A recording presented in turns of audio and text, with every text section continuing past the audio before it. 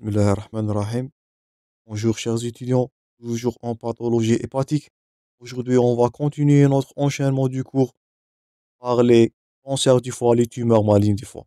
La fois passée, on avait vu les quatre lésions, bien les quatre tumeurs bénignes du foie. Aujourd'hui, on continue avec le thème le plus important, le carcinome hépatocellulaire et les métastases. C'est le cours de Dr Mallem. Comme d'habitude, vous allez trouver tous les supports dans la description à télécharger. Je vous invite à abonner, chers étudiants, afin de recevoir ces vidéos durant toute l'année. N'oubliez pas de votre part toujours un maximum de j'aime et de partage afin que ces vidéos atteignent le maximum des étudiants le plus tôt possible. Donc, notre plan du cours contient une introduction. Le titre le plus important, le carcinome hépatocellulaire, le CHC. Notre intitulé aujourd'hui, on va voir quelques notions épidémiologiques, l'aspect anatomopathologique du carcinome hépatocellulaire, le diagnostic positif, les bilans biologiques et les bilans pré-thérapeutiques. Commençons premièrement par une introduction. Donc, on le voit, les tumeurs, bien une tumeur va se caractériser par des nodules et de texture qui est, ça est à retenir les tumeurs malignes, ils ont une texture qui est différente du parenchyme hépatique normal. D'abord, on avait dit dans le cours précédent, dans les tumeurs bénignes, ils se développent à partir je répète, du tissu hépatique et du tissu du soutien. Là, le tissu, il va différer, donc la notion de différenciation, il va différer du parenchyme hépatique qui est normal. On va voir un aspect pathologique.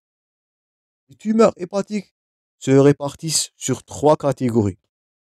Premièrement, les tumeurs malignes primitives. Lorsqu'on dit primitives, d'abord les cellules souches d'origine, c'est les cellules hépatiques qui vont être altérées, qui vont avoir un aspect histologique différent, anatomopathologique différent par rapport du parenchyme hépatique normal. Donc, premièrement, le carcinome hépatocellulaire, c'est les tumeurs malignes primitives les plus fréquentes. Donc, principalement, c'est représenté par le carcinome hépatocellulaire. Donc, premièrement, les tumeurs primitives, l'origine, il est hépatique, sont représentées principalement par le CHC, le carcinome hépatocellulaire, et notez ça bien, il développe presque toujours d'un foie qui est cirrhotique. On avait dit ça précédemment pour les tumeurs bénignes, donc faites attention, vous êtes censé avoir la différence entre tumeurs bénignes et tumeurs malignes. Les tumeurs bénignes se développent, je répète, sur un foie qui est sain. Donc je vous invite à consulter le cours précédent pour mieux comprendre la pathologie maligne. Dans notre intitulé aujourd'hui, les tumeurs malignes se développent, surtout le CHC se développe souvent, dans 80% des cas, sur un foie malade, sur un foie cirrhotique. Deuxièmement, les métastases. Et ce sont les plus fréquentes des tumeurs malignes. Donc, les métastases, deuxième point à retenir, les métastases hépatiques. On avait parlé de ça déjà dans le cours précédent. Devant des lésions qui sont multiples, on va craindre au premier lieu la survenue des métastases hépatiques. Et je répète, c'est les tumeurs, bien les pathologies tumorales malignes les plus fréquentes. Ce sont des métastases en premier lieu. En deuxième ordre, c'est les tumeurs malignes qui sont représentées par du carcinome hépatocellulaire qui se développe, je répète, 80% des cas sur un foie qui est cirrhotique. Et troisièmement, les tumeurs bénignes qu'on a déjà vu avec détail dans le cours précédent. Je vous invite toujours à traiter les modules en enchaînement pour mieux comprendre. Donc, comme introduction à retenir, le CHC représente les tumeurs malignes primitives. Les métastases sont les plus fréquemment répandues comme tumeurs malignes. Donc, la lésion, elle est secondaire du foie. Donc, à retenir que le foie, il est favorisé par des métastases, surtout digestives et pulmonaires. Donc, on a la chance d'avoir des métastases plus que rencontrer le CHC. Et ce dernier-là, il se développe souvent sur un foie qui est cirrhotique. Donc, j'espère que vous avez noté tous les points forts dans l'introduction avant de commencer notre intitulé, la partie la plus importante, le carcinome hépatocellulaire. Donc, CHC, le carcinome hépatocellulaire, comme notion épidémiologique, c'est le cancer le plus fréquent parmi des cancers, notez bien ce terme, primitif du foie. Donc, comme tumeur primitive, maligne, Bien sûr, c'est le CHC qui est le tête de liste. C'est le plus fréquenté cancer, je répète, maligne, primitive. C'est pas des métastases, c'est des cancers primitifs. Donc, il est classé le cinquième cancer dans le monde chez l'homme et le huitième cancer autre chez la femme. Donc, CAC est le cancer primitif maligne le plus fréquent. Il est classé en cinquième rang chez l'homme, huitième rang chez la femme.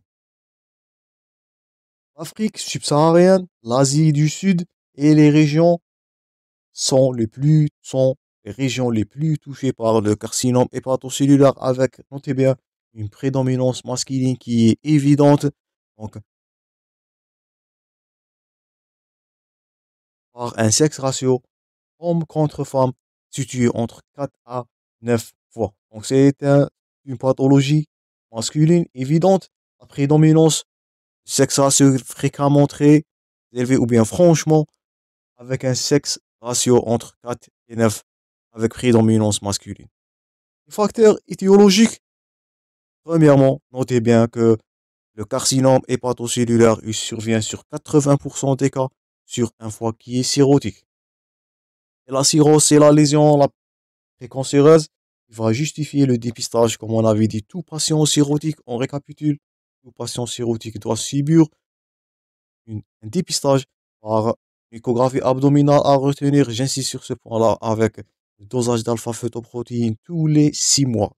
Pas tous les 2 ans, pas tous les 2 ans, tous les 6 mois. Le cancer primitif peut développer sur un foie sain, mais il est exceptionnel. Donc, à noter, le CHC se développe en 80% des cas souvent, mais il peut se développer sur un foie qui est sain. Il est favorisé par certains carcinogènes. Donc, ça, c'est l'aspect anatomopathologique du carcinome hépatocellulaire. Il peut développer sur des facteurs carcinogènes. Donc, ça, c'est l'aspect cirrhotique. Ça, dans l'illustration, vous voyez l'évolution du hépatite chronique vers au milieu de cirrhose et dernièrement vers un carcinome hépatocellulaire dans 80% des cas. Mais certains agents carcinogènes comme l'aflatoxine, c'est à noter bien sûr, c'est des moisissures. Donc l'aflatoxine, ce sont des toxines qui sont sécrétées par des moisissures. À retenir premièrement l'aflatoxine et deuxièmement le rôle tabagique dans la genèse du cancer du carcinome hépatocellulaire sur un foie qui est sain. Ou bien parfois, c'est un adénome comme on avait vu précédemment. L'adénome hépatocellulaire peut dégénérer vers un carcinome hépatocellulaire. Donc si on récapitule l'épidémiologie, le cancer hépatocellulaire, le carcinose hépatocellulaire peut survenir par trois façons que vous êtes censé de retenir. Premièrement, il peut survenir sur un foie qui est cirrhotique. C'est majoritairement le cas. 80% des cas, le cancer hépatocellulaire va se développer à partir d'un foie qui est cirrhotique. Mais pas toujours. Il peut développer sur un foie qui est sain avec des agents carcinogènes chimiques. Notez bien le rôle de l'aflatoxine, le moisissure et le rôle du tabagisme dans la genèse du CHC sur un foie qui est sain. Et dernièrement, les lésions bénignes, comme on avait dit précédemment, une seule lésion qui nous fait craindre le maximum, c'est l'adénome avec un risque de dégénérescence, comme on avait vu, situé entre 5 et 9% des cas. L'adénome peut dégénérer vers un carcinome hépatocellulaire, donc c'est à suivre. Donc, façons, trois possibilités de survenue d'un carcinome hépatocellulaire à retenir. Et c'est majoritairement, je répète, sur un foie qui est cirrhotique. Ça, c'est à retenir. Donc, j'espère pour l'épidémiologie et la genèse du carcinome hépatocellulaire. Maintenant, on va passer à un titre qui est très important, c'est l'aspect anatomopathologique. Toujours lorsqu'on dit anatomopathologie, on parlera d'un aspect macroscopique et d'un aspect qui est microscopique. Commençons premièrement par l'aspect macroscopique.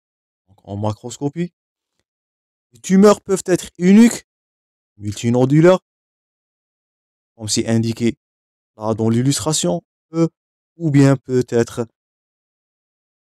multi, ou bien multiple, multinodulaire. Donc, soit unimonodulaire ou bien multinodulaire. Et ces lésions sont plus ou moins bien limitées. Ils sont rarement encapsulés à retenir la taille variable et de moins de 2 centimètres. On parlera d'un petit carcinome hépatocellulaire, voire développé jusqu'aux plusieurs centimètres. Donc la taille se diffère, le nombre se diffère. On peut avoir une tumeur unique, tumeur multiple, un aspect multinodulaire comme indiqué là, une ou plusieurs de deux masses, une ou deux masses principales. La taille, elle se diffère de 2 centimètres jusqu'aux plusieurs centimètres. 2 centimètres, on parlera d'un petit carcinome hépatocellulaire. Donc là, on peut discuter une exérèse, greffe hépatique, transplantation hépatique plutôt, ou bien peut évoluer vers plusieurs centimètres et c'est du mauvais pronostic. Donc ça, c'est premièrement l'aspect macroscopique. Donc vous êtes censé de différencier entre une lésion maligne et une lésion bénigne. Je vous invite toujours à consulter le cours précédent pour mieux comprendre. Là, c'est quelques illustrations. Carcinose hépatocellulaire par biopsie. Là, vous voyez une lésion unique. Et là, vous voyez des lésions multiples. Ça, c'est l'aspect qu'on a déjà parlé en aspect macroscopique. Passons maintenant au, à l'aspect plutôt microscopique. Donc ça, c'est l'aspect microscopique. Et vous êtes censé de retenir que le carcinose hépatocellulaire, ce sont des lésions, je répète, épithéliales. Notez bien ce terme-là, faites attention dans vos cas cliniques. Ce sont des tumeurs épithéliales malignes de différenciation issues d'origine. Ce sont des hépatocytes. Donc c'est à différenciation hépatocytaire. Et il existe plusieurs variantes. Mais faites attention, il existe une variante que vous êtes censé de reconnaître. C'est le carcinose. Il y a la carcinose hépatocellulaire de la forme fibrolamulaire. Ce qui caractérise cette forme-là, c'est cette forme, elle va survenir chez un sujet jeune sur un foie qui est non cirrhotique et ça serait un meilleur pronostic. Donc, si vous êtes face à un carcinose hépatocellulaire dans sa forme fibrolamulaire, donc ça a survenu sur un patient jeune, un patient qui a un foie qui est non cirrhotique et là, c'est du meilleur pronostic.